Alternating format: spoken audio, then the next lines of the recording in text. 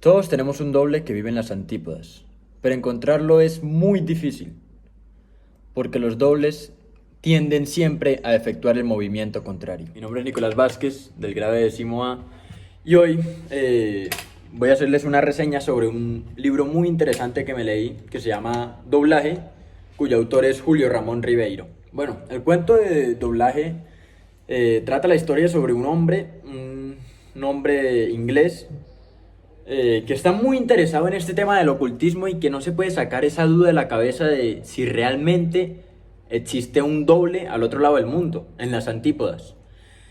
Y este decide emprender un viaje para ir a buscar a su doble.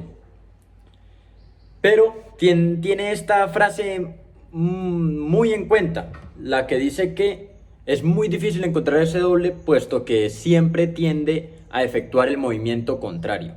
El protagonista se lo piensa mucho antes de ejercer este viaje. Lo piensa, lo medita muy bien y nos va relatando en el cuento todo lo que ocurre durante este viaje y lo que pasa cuando ya está al otro lado del mundo. Por todo lo que tiene que pasar él para encontrar a su doble. Ahora hablemos un poquito sobre el autor de este cuento, Julio Ramón Ribeiro. Este hombre es un escritor peruano destacado por ser uno de los mejores cuentistas de la literatura hispanoamericana.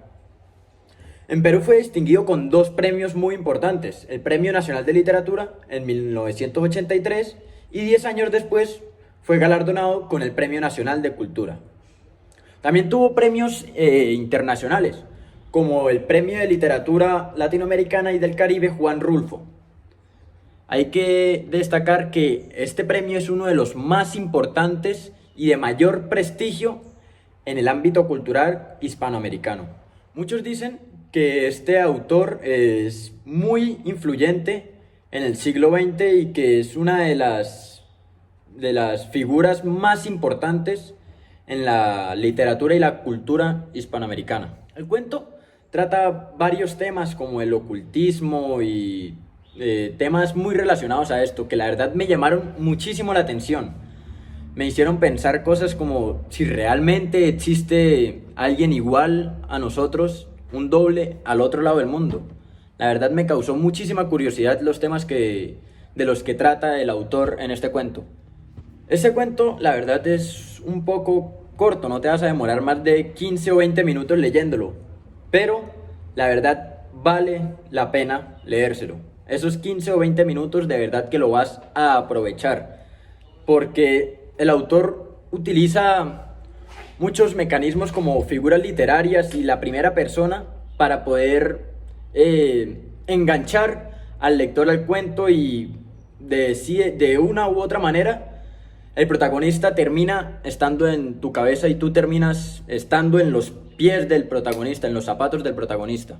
La verdad, este cuento despertó en mí ciertas emociones y, o sea, me hizo filosofar y dudar mucho sobre esto, sobre el ocultismo y sobre si realmente hay una persona igual a mí al otro lado del mundo. Me hizo recordar mucho a ciertas personas que han pasado por mi vida que no había conocido antes y las conozco y veo que tengo muchísimas cosas en común con ella, que nos parecemos mucho, que tenemos ciertas cosas que son casi iguales en lo físico y en lo mental. Me gustó el excelente trabajo que hace el autor al mantener este tema durante toda la obra, a pesar de que en cierto momento deja a un lado el ocultismo y todas las ideas que tiene el protagonista, las hace a un lado, pero lo retoma de una manera espectacular al final de la obra.